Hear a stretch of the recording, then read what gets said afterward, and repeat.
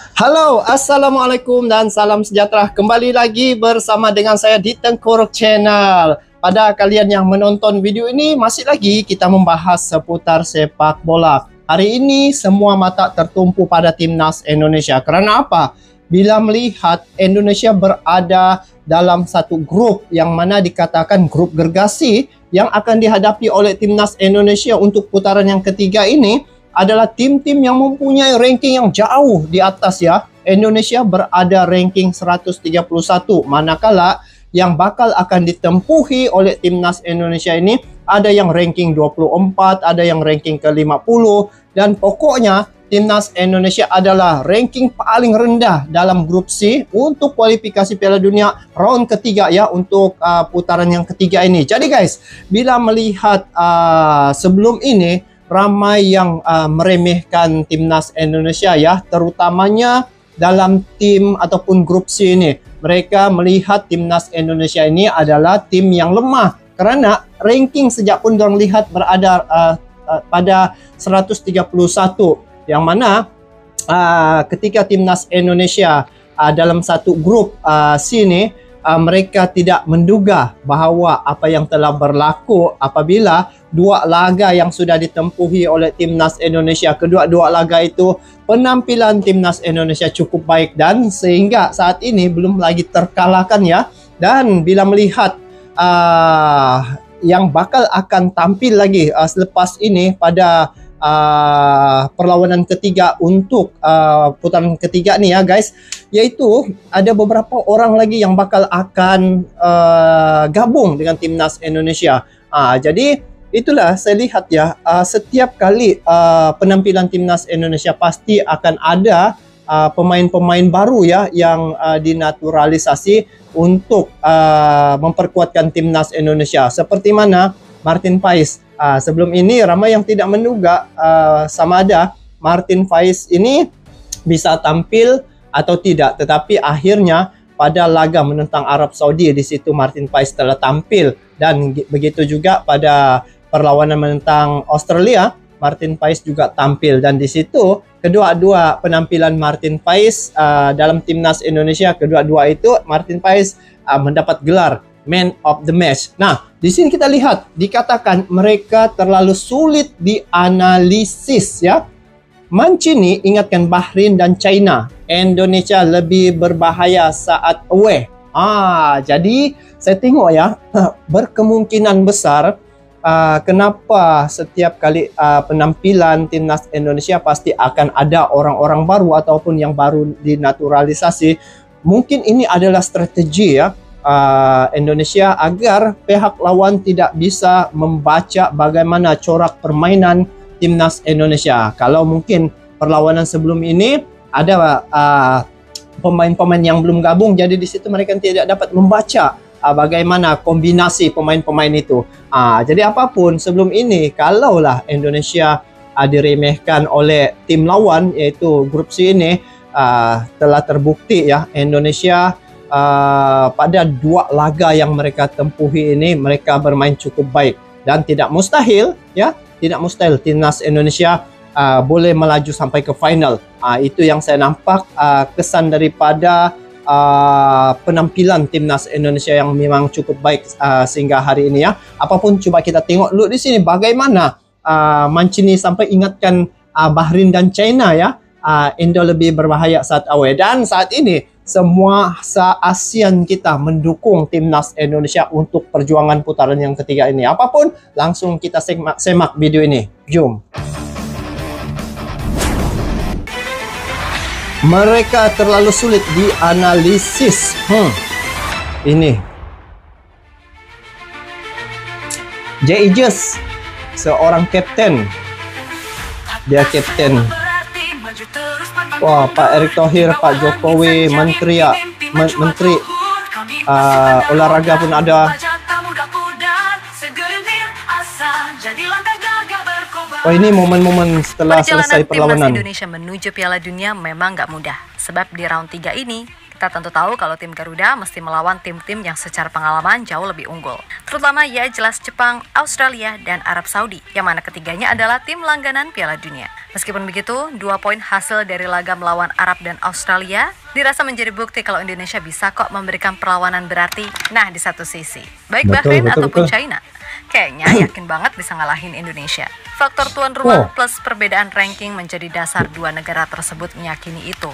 Akan tetapi nyatanya anggapan itu seolah disanggah oleh pelatih Arab Roberto Mancini, di mana timnas Indonesia benar-benar menjadi tim yang sangat sulit diprediksi lantaran nyaris setiap match komposisi pemainnya selalu beda.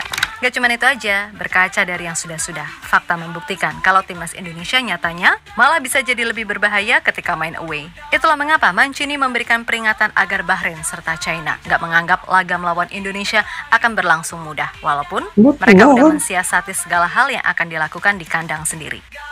Nah, bila melihat ya, Australia, Arab Saudi ini kan sudah menjadi langganan Piala Dunia. Sebelum ini itu yang saya lihat, bila Indonesia berada di grup sini, pada mulanya memang tim-tim yang ada di grup sini melihat Indonesia ini mudah dikalahkan sebab dari segi ranking pun jauh ya, jauh di bawah 131. Yang macam Australia ini ranking 24 begitu, Arab Saudi begitu ya, ranking jauh lah berbanding dengan Indonesia. Tetapi pada dua laga ataupun penampilan timnas Indonesia berhadapan dengan dua tim yang sudah menjadi langganan Piala Dunia ini, mereka bisa mempertahankan tanpa diterobos masuk ya oleh Australia, dan untuk Arab Saudi mereka bisa menembusi pertahanan timnas Arab Saudi. Jadi dari segi penilaian saya sendiri lah, bila melihat untuk babak-babak selanjutnya, Indonesia pasti akan tampil, pasti ada perbedaan, ada penampilan yang mengejutkan ya, ataupun kejutan yang dilakukan oleh timnas Indonesia. Memang sehingga ini Mancini ingatkan Bahrain dan China, sebab sebelum ini Arab Saudi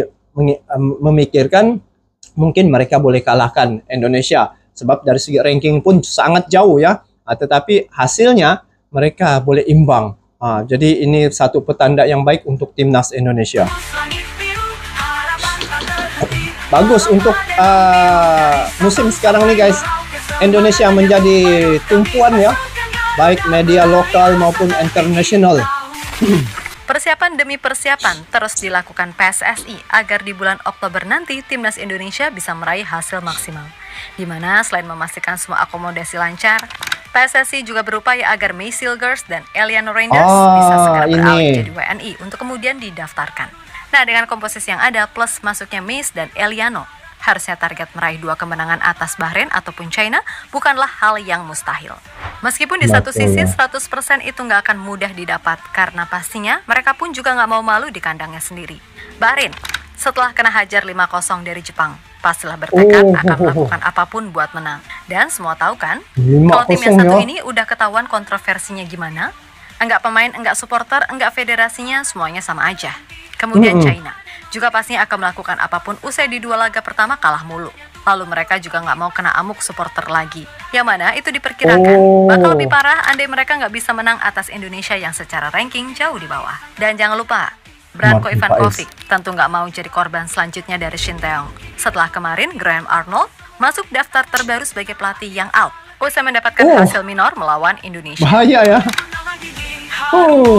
Info berkaitan dengan timnas Indonesia yang mana penampilan yang bakal akan dihadapi oleh timnas Indonesia ya, menentang Bahrain, China ya. Ini merupakan satu yang luar biasa ya. Bagi saya Indonesia telah melakukan yang terbaik dan telah mengharumkan nama Indonesia itu sendiri dan membawa juga nama ASEAN ya ke pesada dunia dari segi persepak bolaan. Dan bila melihat ya kekuatan timnas Indonesia, penampilan mereka memang cukup epik. Dan jika Arab Saudi, Australia bisa diimbang oleh timnas Indonesia yang sudah menjadi langganan Piala Dunia ya sebelum-sebelum ini, saya berkeyakinan besar bahwa timnas Indonesia untuk menghadapi China, lepas itu menghadapi Bahrain ya, di situ pasti timnas Indonesia akan membuat kejutan juga. Apatah lagi sekarang ini Indonesia diperkuatkan dengan sang kiper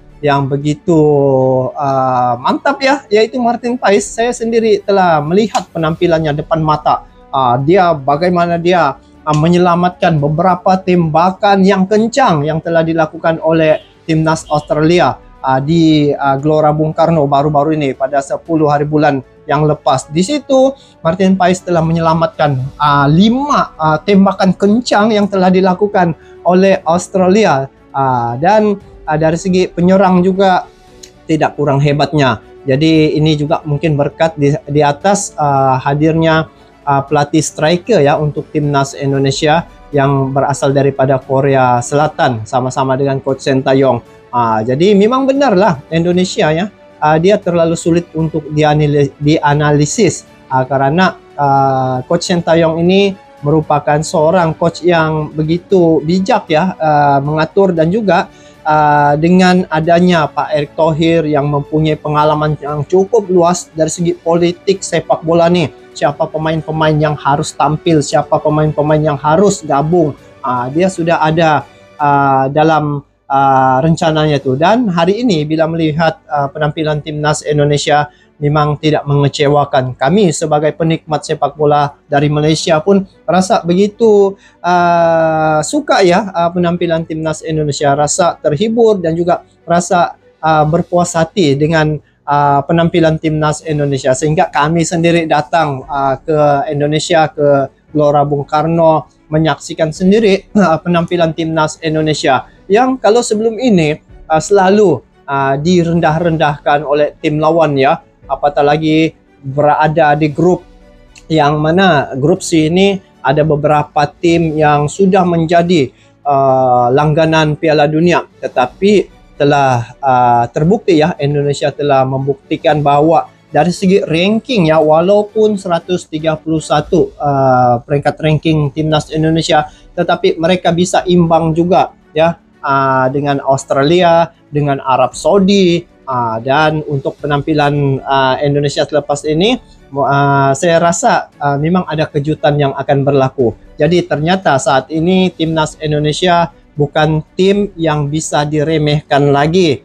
Itu guys, memang tidak bisa diremehkan karena pemain-pemain timnas Indonesia telah membuktikan sehingga hari ini masih lagi dalam keadaan yang tidak lagi pernah terkalahkan, dan perjuangan timnas Indonesia ini sekaligus telah mengangkat nama Indonesia dan juga memberi satu pandangan yang baik ya oleh negara luar ya, luar daripada ASEAN terhadap persepak bolaan di ASEAN ini, khususnya di Indonesia. Ada juga tim dari ASEAN ini yang mempunyai kualitas yang baik yang boleh seiring dengan liga-liga yang ada di Eropa sana. Jadi melihat pada penampilan timnas Indonesia, kita doakan sama-sama agar mereka dapat melakukan yang terbaik untuk putaran yang ketiga, untuk babak-babak yang selanjutnya ya. Saya lihat di media sosial seluruh ASEAN sekarang ini memberi dukungan penuh terhadap perjuangan timnas Indonesia, dan ini juga dapat mengeratkan lagi hubungan sesama negara ya di Asia Tenggara ini atas dasar sepak bola saja. Jadi Indonesia dari segi sepak bola dia mewujudkan satu suasana kesatuan rakyat Indonesia itu dapat bersatu melalui sepak bola. Dan hari ini Indonesia juga telah berjaya menyatu padukan Asia Tenggara ini dari segi dukungan itu. Semua bersatu memberi dukungan yang padu terhadap timnas Indonesia pada perjuangan di kualifikasi Piala Dunia 2026 ini. Jadi guys, semoga timnas Indonesia dapat melakukan yang terbaik dan semoga sampai ke final. Jadi itu saja untuk kali ini. Kita bertemu lagi di video akan datang. Sampai jumpa lagi. Assalamualaikum warahmatullahi wabarakatuh.